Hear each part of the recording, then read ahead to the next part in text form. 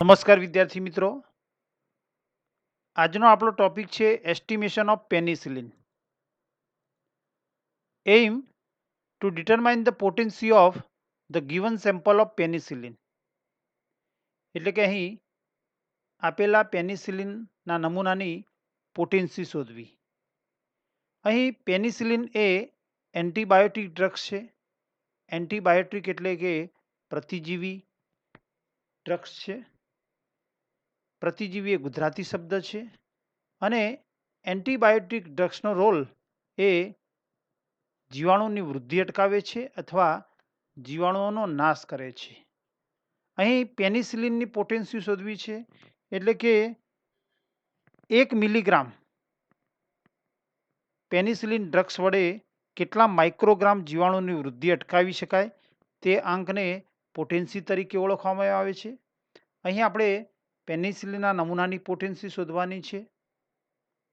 0.01 normal standard sodium thiosulfate solution, 0.01 normal approx I2 solution, 1 normal NaOH solution, 1 normal HCl અને તાજું બનાવેલ સ્ટાર્ચનું દ્રાવણ જે સૂચક તરીકે વપરાશે.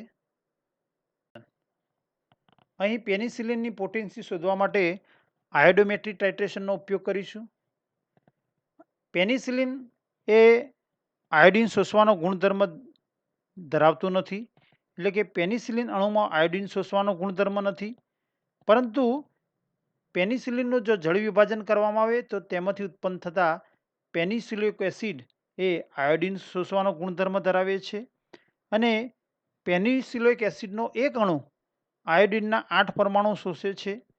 અહીં શોષાયેલ આયોડિનનું પ્રમાણ બેક ટાઇટ્રેશન દ્વારા એટલે કે બિન વપરાયેલ I2ના પ્રમાણ ઉપરથી નક્કી કરી પોટેન્સી કે પેનિસિલિનનું પ્રમાણ શોધી શકાય છે. પરિણામે અહીં સૌપ્રથમ પેનિસિલિનનું વજન કરી તેને પાણીમાં દ્રાવ્ય કરી અને ચોક્કસ કદનું દ્રાવણ બનાવીશું. તેમાંથી ચોક્કસ કદનું દ્રાવણ લઈ અને તેમાં બેઝ NaOH ઉમેરીશું અને NaOH ઉમેરી પેનિસિલિનનું પેનિસિલિક એસિડમાં જળ વિભાજન માટે મૂકી રાખીશું. અહીં પેનિસિલિન એ ઉત્સેચક કે બેઝ વડે પેનિસિલિનનું પેનિસિલિક એસિડમાં જળ વિભાજન થઈ શકે છે. જેમાં પેનિસિલિનમાં રહેલ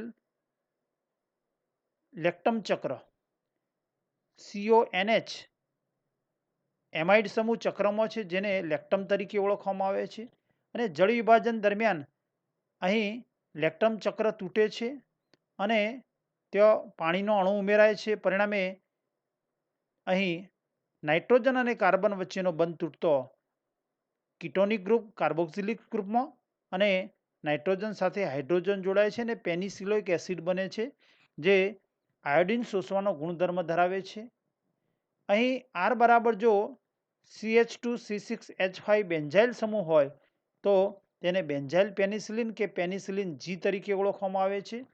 આમ અહીં પેનિસિલિનનું હાઇડ્રોલિસિસ કરી અને પેનિસિલિક એસિડમાં રૂપાંતર કરવામાં આવે છે, જે આયોડિનનો પરમાણુ શોષે છે અને આ આયોડિનના શોષણ એટલે કે કેટલા ml આયોડિનનું શોષણ થયેલું છે તે નક્કી કરી અને તેના આધારે પોટેન્સી નક્કી કરી શકાય છે.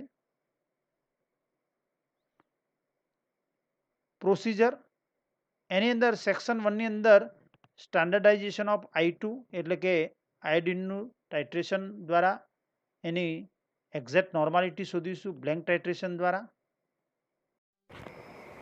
અહીં જરૂરિયાત છે પેનિસિલિનનું સ્ટોક સોલ્યુશન, 0.01 નોર્મલ આયોડિનનું દ્રાવણ, 1 નોર્મલ HCl સોલ્યુશન, 1 નોર્મલ NaOHનું દ્રાવણ, 0.01 નોર્મલ સોડિયમ થાયોસલ્ફેટનું દ્રાવણ અને તાજું બનાવેલ સ્ટાર્ચનું દ્રાવણ સૂચક તરીકે. પેનિસિલિન સેમ્પલનું 120 મિલીગ્રામ વજન કરીશું અને તેને બીકરમાં ટ્રાન્સફર કરીશું. ત્યારબાદ તેને પાણીમાં દ્રાવ્ય કરી અને 100 mlના મેજરિંગ ફ્લાસ્કમાં ટ્રાન્સફર કરી દ્રાવણનું કુલ કદ 100 ml બનાવીશું અને ત્યારબાદ દ્રાવણને બરાબર હલાવી સમાંગ દ્રાવણ બનાવીશું, હોમોજીનિયસ સોલ્યુશન.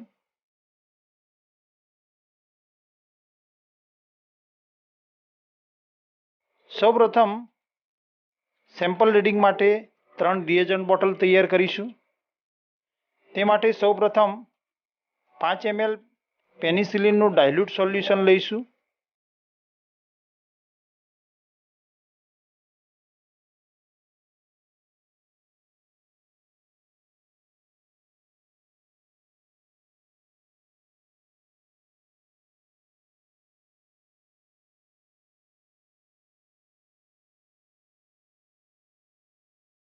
પાંચ ml પેનિસિલિનનું ડાયલ્યુટ સોલ્યુશન રિએજન્ટ બોટલમાં એડ કરીશું.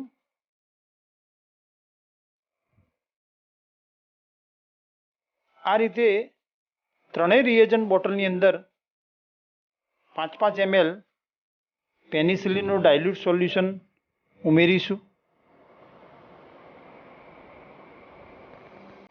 ત્યારબાદ 1 નોર્મલ NaOHનું દ્રાવણ 5 ml દરેક રિએજન્ટ બોટલમાં એડ કરીશું,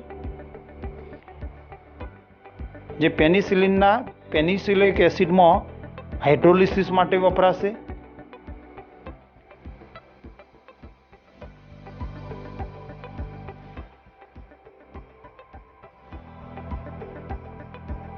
ત્યારબાદ ત્રણેય રિએજન્ટ બોટલને લગભગ અડધો કલાક સુધી હાઇડ્રોલિસિસ માટે મૂકી રાખીશું. તે દરમિયાન બ્લેન્ક ટાઇટ્રેશન કરીશું. આ માટે બ્યુરેટની અંદર સોડિયમ થાયોસલ્ફેટનું દ્રાવણ ભરીશું. 5 ml પેનિસિલિનનું ડાયલ્યુટ સોલ્યુશન લઈશું.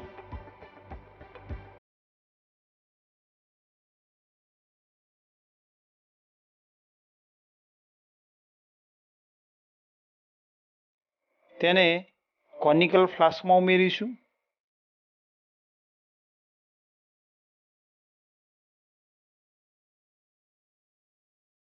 ત્યારબાદ તેમાં 25 ml 0.01 નોર્મલ આયોડિનનું દ્રાવણ ઉમેરીશું.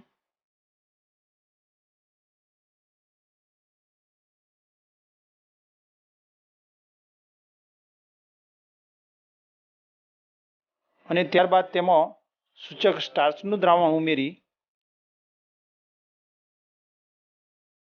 સોડિયમ થાયોસલ્ફેટ સામે ટાઇટ્રેશન કરીશું. ત્યારે શરૂઆતમાં દ્રાવણ વાદળી રંગનું હશે અને સોડિયમ થાયોસલ્ફેટ સામે અનુમાપન કરતો અંતિમ બિંદુએ દ્રાવણ વાદળીમાંથી રંગવિહીન થશે.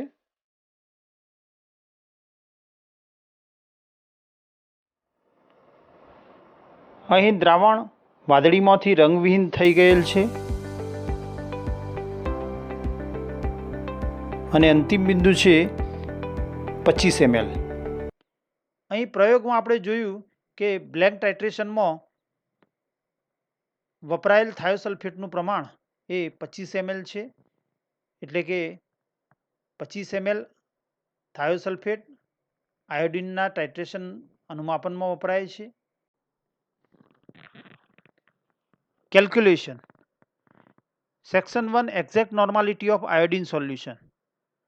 અહીં 25 ml આયોડિનના અનુમાપન માટે 25 ml થાયોસલ્ફેટનું દ્રાવણ ઉપયોગમાં થાય છે.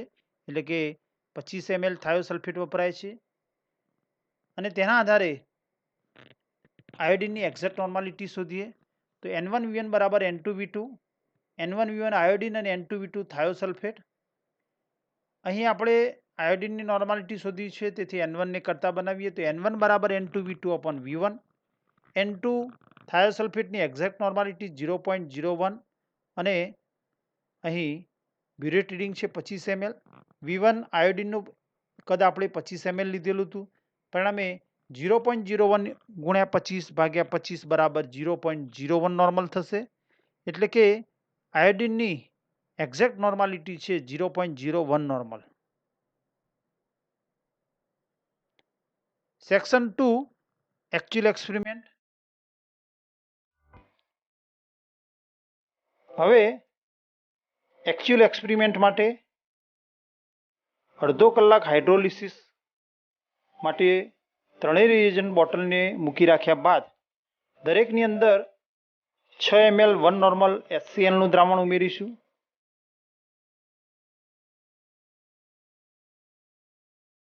અને વધારાના NaOH નું તટસ્થીકરણ કરીશું। ત્યારબાદ દરેકની અંદર 25 ml 0.01 નોર્મલ આયોડિનનું દ્રાવણ ઉમેરીશું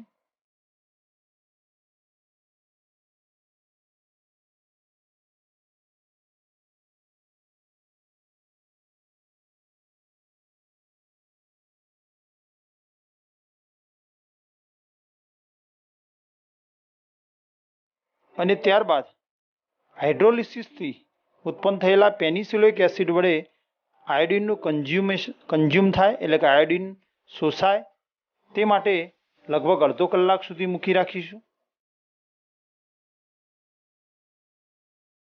અડધો કલાક બાદ રિએજન્ટ બોટલની અંદર સૂચક સ્ટાર્ચનું દ્રાવણ ઉમેરતો દ્રાવણ વાદળી રંગનું થશે। ત્યારબાદ તેનું સોડિયમ થાયોસલ્ફેટ સામે અનુમાપન કરીશું ત્યારે અંતિમ બિંદુએ દ્રાવણ વાદળીમાંથી રંગવિહીન થશે।